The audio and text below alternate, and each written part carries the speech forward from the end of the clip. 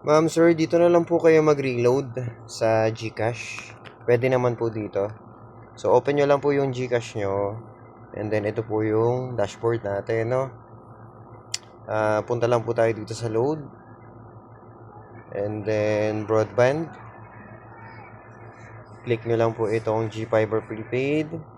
Tapos, ang sabi dito, buy load 4. Ilalagay lang po natin dito yung registered number. For example, 096914360617. Then, next na po natin, yes, proceed. So, dito makikita po natin lahat ng offer.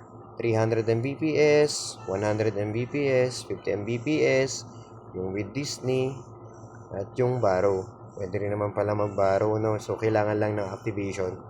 So, dito na lang po tayo kung may pambayad naman po tayo, so pili na lang po tayo dito sa apat na to. 300 Mbps, 100 Mbps, 50 Mbps.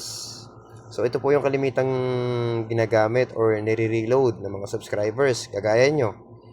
Ito, piliin nyo kung maglo-load po tayo ng valid for 30 days. Ito naman po kung valid for 7 days. 249 lang po siya.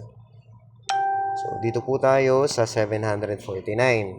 Para ito yung pinaka monthly but not totally fixed monthly po. So yan. Then buy nyo na po siya. Once na mag-buy, hihingi lamang po ng confirmation si GCash. Tuloy-tuloy na po 'yon.